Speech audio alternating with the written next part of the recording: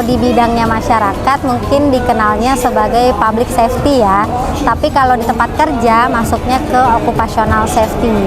Nah, di mana contohnya kayak public safety ya, kayak kita beretitut di jalan raya seperti apa, attitude kita berkendara gitu ya, attitude kita dalam menjaga keselamatan diri mungkin di rumah juga gitu ya, di lingkungan sekitar. Tapi kalau di occupational safety itu ya memang pelaksanaan aspek keselamatan kerja yang memang ditempatkan untuk tempat kerja gitu. Jadi agak berbeda gitu ya sasarannya occupational dengan HSE yang public safety itu sendiri. Kemudian kalau melihat dari filosofi juga sebenarnya kenapa sih dengan keselamatan kesehatan kerja? Sebenarnya dari kata Assalamualaikum warahmatullahi wabarakatuh aja itu artinya kan semoga kamu diberi keselamatan dan keberkahan gitu ya. Nah itu aja udah semoga kamu selamat gitu ya. Jadi memang aspek produknya safety itu ya menciptakan pekerja kalau di tempat kerja atau kalau di pabrik ya biar orangnya sehat dan selamat.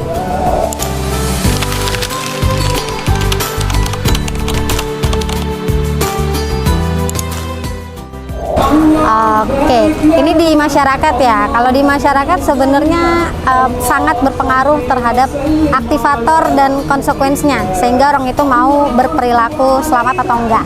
Contohnya mungkin pada saat di lingkungan keluarga kita pakai safety belt itu udah dibiasakan gitu ya. Tapi begitu kita mungkin pergi sama teman-teman yang lain gitu dan ternyata pada nggak pakai dan pada santai aja jalan-jalan juga, akhirnya dia ngikut juga gitu ya. Jadi menurutku sih sangat berpengaruh terhadap aktivator juga gitu ya. Aktivator tuh yang memotivasi orang itu untuk mau melakukan atau mau berperilaku selamat juga untuk dirinya gitu. Kayak kalau misalnya lewat jalur busway ya, yang lain teman-teman ngeliat jalur busway kok aman aja ya, nggak ditilang atau nggak ditegur gitu ya, jadi yang lain pasti ngikut gitu. Makanya kenapa yang paling tertinggi itu sebenarnya ya mau tidak mau safety itu dijadikan sebagai second nature atau enggak akhlak gitu. Jadi ya kayak I'll do it without thinking, bukan karena suatu yang memang takut dihukum gitu ya, atau memang karena ya udah deh daripada kena sanksi juga, kemudian daripada nanti dijulitin misalnya gitu ya, tapi karena memang kitanya butuh gitu. Itu akan berbeda sekali maturity seseorang dari situ.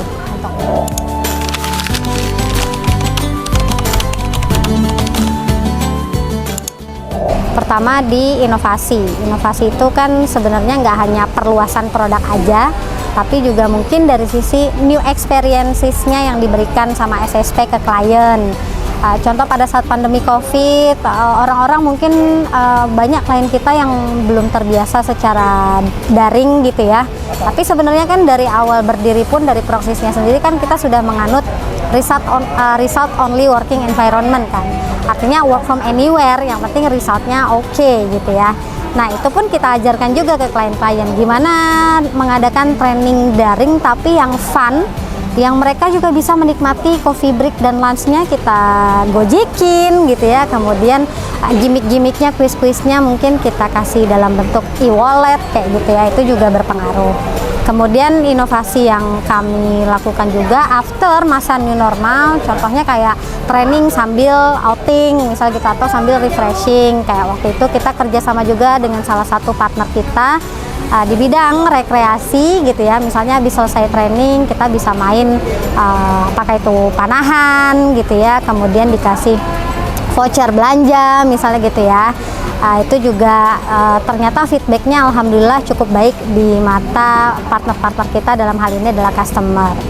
Kemudian untuk bisa semakin menjadi faktor pembeda di kompetitor-kompetitor yang lain tuh, selain dari sisi new experiences-nya tadi ya, fun learning, tak luput juga dari memang mau tidak mau kita juga harus melek dengan teknologi gitu ya, apalagi dengan pekerjaan yang mungkin nggak setiap hari ketemu klien gitu ya, dalam hal sisi konsultasi ataupun assessment. Jadi rasanya penggunaan teknologi kalau kita nggak melek rasanya kok kudet banget gitu ya, yang Mungkin dulu kita merasakan membuat suatu prosedur kayaknya bisa 2 hari 3 hari gitu ya, dan kemudian kalau mau bikin untuk perusahaan yang lain kayaknya harus ngulang lagi dari awal gitu ya. Tapi setelah kita pelajari ternyata banyak kok kolaboratif tools yang cukup membantu, sehingga pada saat pembuatan baik itu SOP, baik itu untuk mendampingi internal audit, baik itu untuk mendampingi asesmen yang lainnya gitu ya, dengan penggunaan kolaboratif tools seperti ini kira-kira boleh disebut nggak ya? Kayak contohnya Manmaster, Lucidchart, Google Sheet, Spreadsheet, Miro, Mentimeter gitu ya. Any kind of kolaboratif tools itu ternyata rupanya banyak customer kita yang belum tahu kan, dan kalau kita sudah mempelajari dan kita share itu ke klien, wah jadi makin fun lagi, dan ternyata deliverables-nya tuh jadi makin mudah dipahami sama klien gitu.